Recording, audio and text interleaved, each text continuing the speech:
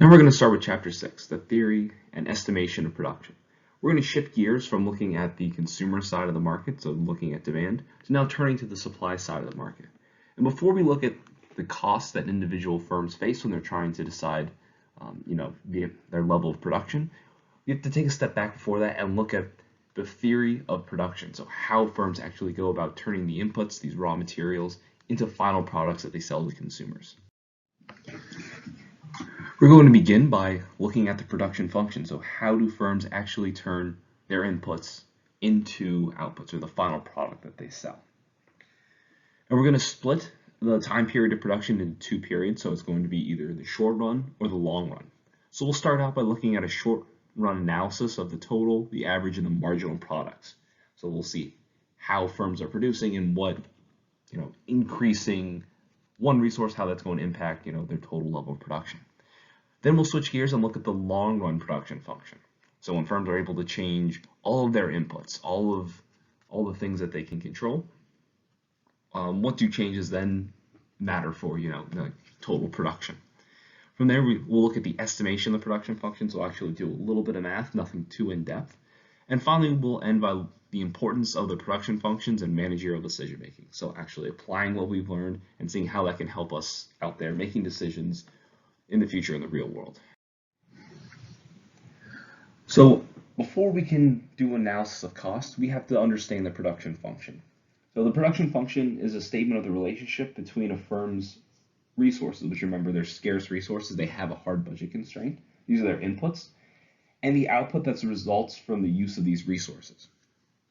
That's going to be done over a given period of time and with a given level of technology. So before we can go to Chapter 7 and have a discussion on the costs that firms face, which obviously are going to be very important, we need to understand how production occurs, the process that firms are going to use, and what's the effect of changing one or several of the inputs. So to mathematically represent this production function, we can express it as Q equals F, so a function of x1, x2, all the way up to xk. So the Q is going to be the quantity or the level of output, and then the x1, x2, all the way up to xk, these are the inputs used in production. So in a very simple production function, we might just have two variables, so x1 and x2. One might be capital and one could be labor. Or we could expand that out and have 5, 10, even 15 variables if we wanted to get really detailed about all the different inputs that are used in production. Now there's some assumptions that we need to make sure that we're aware of because we're going to be needing these to actually work with the production function. So first we're going to assume that there is some state-of-the-art production technology that's being used, that we're choosing to optimize the technology. So any innovation in production, so maybe things like the use of robotics in manufacturing or like greater automation or better software packages for financial analysis, this is going to cause a relationship between given inputs and their outputs to change. So we're going to assume that these are stable. And the second thing we're going to assume is that whenever input or output combinations are included in a particular function, the output resulting from their utilization is at the maximum level. And also we need to keep in mind that the measure of quantity is not a measure of the accumulated output, but it's the inputs and the outputs for that specific period of time. So we're only worried about what's happening in that period of time, and that's what quantity is showing. It's not even considering leftover production from the previous period. So let's walk through a quick theoretical example with this. We're going to consider a production function with two inputs. So the quantity that's of output that's being produced by a firm is a function of labor and capital. Labor is going to be represented by X and capital by the letter Y. The reason we're keeping this as X and Y, why your textbook likes to do this, is a reminder that any two inputs can be selected to represent this array. It can be things other than labor and capital, and we can include, again, a lot more other variables. And we're going to split up our analysis into two different time periods, well, the short run and the long run. Remember, in economics, the short run and long run isn't delineated by any particular measurement of time. So it's not, say, 6 months is a short run, anything longer than that is long run, or 3 years or 10 years, anything like that.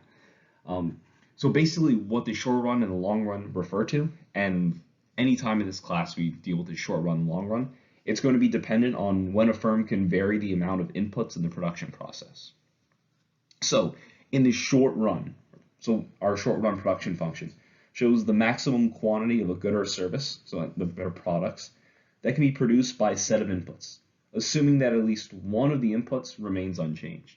So in the short run, you're stuck with something. You don't have the choice to change something. Typically, like in our previous production function with labor and capital, you're stuck with capital in the short run when you can vary the labor. It's very easy to, get someone to hire someone new, have someone pick up a couple of extra shifts, things like that, so to vary your labor. But for capital, that's really expensive and time consuming going out and say if you're a pizza shop buying like another pizza oven or renting a new facility when you're tied into your lease for a certain amount of time, much easier to, call someone in on their day off. On the other hand, a long run production function. This is going to show the maximum quantity of a good or service that can be produced by a set of inputs, this time assuming the firm is free to vary the amount of all of the inputs being used. So for our hypothetical pizza shop, not only can you call in workers on their day off or hire new workers, you can also buy more pizza ovens, you can rent a new restaurant, maybe build your own restaurant that you own. Anything you're free to change. So that changes the constraints that you face and the decisions that you're able to make. In the short run, something is constraining you, you're stuck. Typically, again, with the capital, the more expensive and more, it's a longer process to purchase more of those, constrained by those in your production choices. It limits what you can do. In the long run, there are no limits on you. You can make any of these different choices. Your textbook contains a table 6.1. It shows a simple production table, comparing just two inputs. So again, the X and Y, most likely representing labor and capital, but it could be anything. And it shows for each unit of X all the different possibilities with its combination with how many units of Y are employed. So you can see what the quantity output is going to be based on how many units of X and how many units of Y you use. Now before we move on to our first short run analysis of our total product, the average product, and the marginal product, important to pay attention and just highlight the terms that we're going to use. So for inputs, there's a few alternative terms that we're going to use throughout the text and through my lectures. Obviously, inputs is what we mean. We can also use factors to represent that, factors of production and resources. All three of those mean the same as inputs, and we use them pretty much interchangeably in economics. And now in terms of reference to our outputs, instead of just using outputs, sometimes we'll use quantity or total product or products. Again, these all mean the same thing as output, these three things, but they can be used interchangeably. I try to be as consistent as possible, but I record these lectures one PowerPoint slide at a time, so it can be easy to trip up or forget these things, especially if there's like 30 or 40, 50, how many slides in a chapter. In our short run analysis of the production function, there's going to be two other terms besides quantity that we're going to want to pay attention to, and that we'll be focusing on. They are the marginal product and the average product. Now, the marginal product, which we abbreviate as MP, is a change in the output, so a change in the total product, resulting from a unit change in the variable input. We can represent that with the equation where NP of X is the delta Q, so the change in the quantity, divided by delta X, or the change in X. On the other hand, the average product is a total product per unit of input being used. You're literally just taking the average of that. So the formula is going to be AP of X equals Q, the quantity, divided by X. Now, the example we're going to be using in this chapter for the variable input is going to be labor. So we can conceptualize this and define this in terms of labor as well. So the marginal product of labor equals the change in the quantity produced divided by the change in labor. Alternatively, we could think of the average product of labor as equaling the quantity divided by the total input of labor. So how does marginal product and average product relate to each other? Well, first off, if the marginal product is greater than the average product, then the average product is going to be rising. And we can see that on the top figure for your figure on the right here. Now this should make sense to us. Since the marginal product is the additional output from one more unit, if that number is increasing by more than the average is going to increase. It's going to bring up the average because that additional figure is larger than the average. The thing about it, in terms of your grade, say your average for the semester is 90%, and you get 100 on your next exam, or your marginal exam. Because that's greater than what the average was, it's going to bring up the average score. Likewise, when the marginal product is less than the average product, that's going to bring down the average because that next unit is going to decrease what the average was. So your average is going to be falling. We can see this relationship visualized if we look at the bottom part of the figure on the right-hand side of the graph, which graphs the average product and the marginal product. The marginal product is the black line, the average product is the blue line. And we can see the average product is slowly increasing when the marginal product is above the average product. Again, because we're adding more units than the average product, it's going to be greater. That's going to bring up the number. But then once the marginal product begins to dip below the average product, that's slowly going to bring the average product down because as we're adding additional units, we are not getting as much back for it because it's less than the average product. It's going to bring that number down. So on the last slide, we saw marginal product go down at a certain point. That means that as we add additional inputs, so in this case, as we add more labor, each one is going to be less productive than the previous one. So at one of the workers, I think the third worker, is going to be producing 12 additional units. The marginal product of that worker is going to be 12. For the next one, the marginal product is only 10. They're only adding 10 more units of production. Then the next worker 8, and then 6, and so on. So it's going to keep, the amount that they're adding is going to keep decreasing. This idea is called the law of diminishing returns. What the law of diminishing returns states is that as additional units of a variable input are combined with a fixed input, at some point the additional output or the marginal product starts to diminish. So basically, as you're adding more and more workers, we'll think of this more concretely. So as you're adding more workers to your fixed variables, so things that can't change, slowly their additional output or their marginal product is going to decrease from the last one. Now, there are two key concerns of practical nature we need to mention when talking about diminishing returns. The first is that we don't know when diminishing returns are going to start. Thinking about it theoretically. Working with numbers, we can show when it happens, but theoretically, economists can't look at this and tell you when it's going to happen beforehand. So eventually, the law states that eventually additional units of variable input are combined with the fixed input. At some point, marginal product is going to diminish. We don't know when. And managers in the real world don't know this ahead of time. They're going to find out, they're going to discover it through experience and through trial and error. They're going to go too far, they're going to get diminishing returns, and they'll have to either add more of the fixed input later and keep those additional workers, or they'll have to let those workers go. So basically, hindsight is going to be more valuable than foresight. You can have some kind of idea about when it's going to occur, but you're not going to be able to just simply sit down and calculate it.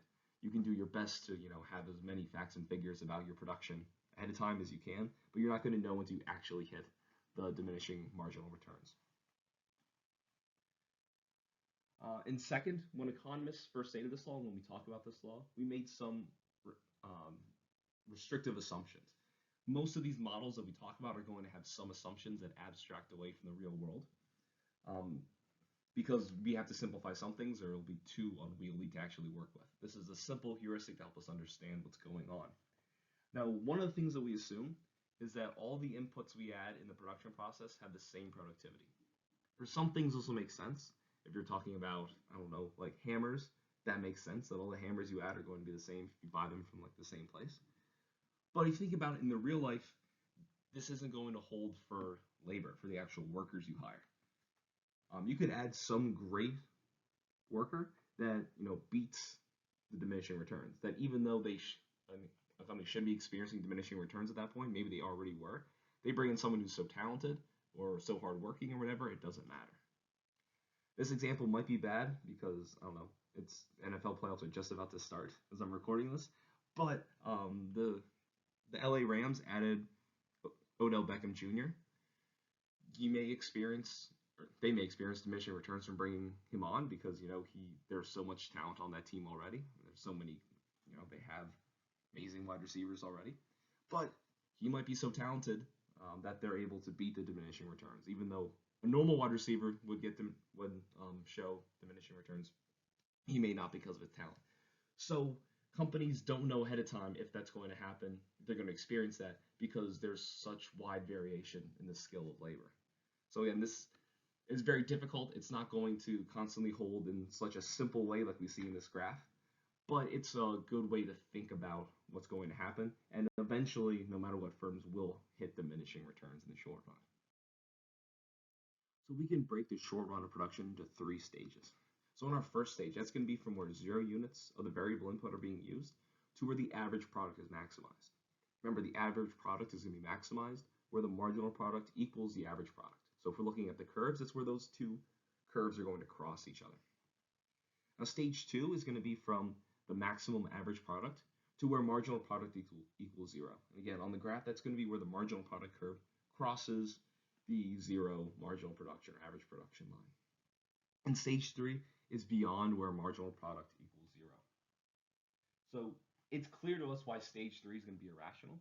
The firm would be using more of its variable input to produce less output. So they're actually producing fewer. Not just that the marginal is fewer, but the total is going to be fewer. But stage 1 is also irrational. Now, provided it's the case, let's turn to the graphs. So a firm operating in stage 1 could increase its output per unit variable, so it could increase its average product simply by adding more of the variable inputs to this capacity. So if you look at the figure on the right, on the bottom, when you're in stage 1 and you're in that first area, you can still increase your average product, moving from, say, 2 units to 3 units of the variable input, or by increasing, say, labor, just by adding the variable input. So you're not using your fixed capacity fully. So you get a bunch of pizza ovens for your pizza shop and you're just having them sit idle because you don't have the workers to do it. So at that point, just by adding workers, you could increase your average production. So firms are going to want to do that. So they're going to want to move into stage 2. Stage 2 in that area of production is where is a sweet spot for firms, so to speak. So to summarize, firms are not going to produce in stage 3. They're not going to do that because the firm is going to use more variable inputs to produce less overall output. You're hiring workers and you're actually getting less total back, not just less from each additional worker. And not in stage 1 because they're underutilizing their fixed capacity. So all they have to do to increase their output is increase the number of the variable input. So firms are going to try to produce in stage 2. Okay, so now that we know we have to produce in stage 2, what level of input within stage 2 is going to be the best for the firm? Now that's going to depend upon a few different factors. So it's going to depend on things like how many units of output the firm can sell.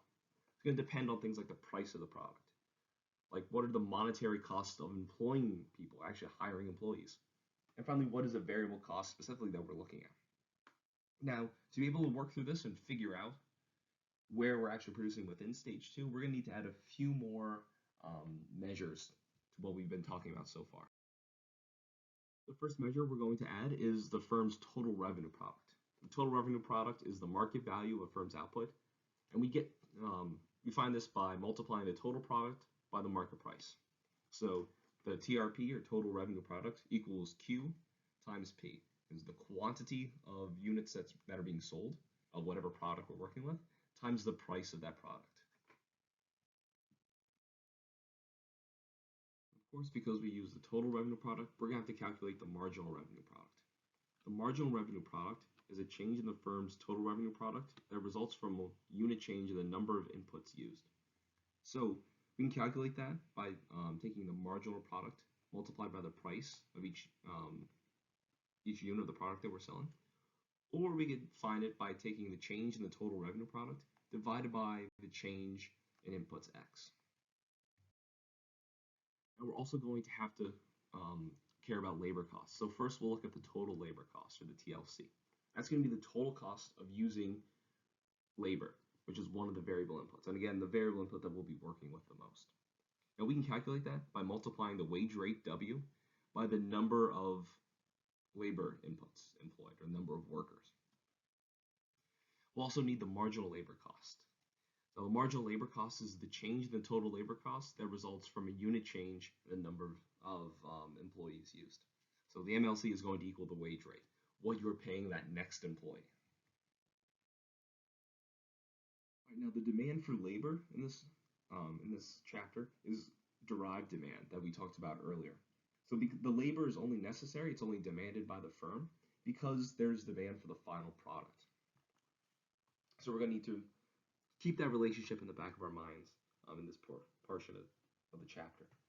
So a profit maximizing firm, in competitive markets for both their output and for labor, are going to be using the optimal amount of an input at the point where the monetary value of the input's marginal product is equal to the additional cost of using that input. So basically it says that it pays for the firm to add more labor when the marginal labor cost is going to be less than the marginal revenue product. And firms are going to keep hiring labor until the marginal labor cost, the additional wages that they're paying their employees, is equal to the marginal revenue product, or the additional output that those employees are producing. Firms are not going to want to hire employees if they're not going to get as much revenue back from them as their wages. So if you can, to simplify the numbers, the marginal labor cost is $50, but the marginal revenue product as a result of hiring that employee is only $45, the firm's going to lose $5 by hiring that employee. So they're not going to want to do it. So they're going to want to produce where the marginal revenue product equals their marginal labor costs. Now, what is going to be the effect of an increase in the price of whatever good we're producing on the market? What is that going to do to our hiring decisions? What's that going to do to our level of production decisions? Well, we can use these tools to try to estimate that or get at this idea. So we have two lines here for marginal revenue product. The thinner grayish line, is where the price equals $2. The other one, the thicker blacker line, is where the price equals $4. So the price of the unit, whatever good being sold on the market, doubling from $2 to $4. Obviously, as we increase the price per unit, we're going to get higher revenue per unit. Now, where we want to produce, remember, is where the marginal revenue product equals the marginal labor cost. Marginal labor cost here in this example is $10,000 is the annual wages for an employee. So if you add one additional employee, you have to pay them $10,000. Your labor cost is increasing by $10,000. We're going to want to produce where marginal labor cost crosses the marginal revenue product. So for the marginal revenue product where the price equals 2, that's going to be at 6 units. We can see that's where those two lines cross each other. But when the marginal revenue we're getting for each unit increases because the price is increasing, that's going to, in this case, increase the units of labor we're going to want. In this case, it's going to cross over right about the 7 units line, or the 7 employees line. So we're actually going to want to hire an additional employee because we're now making a higher marginal revenue product for each unit that's being sold.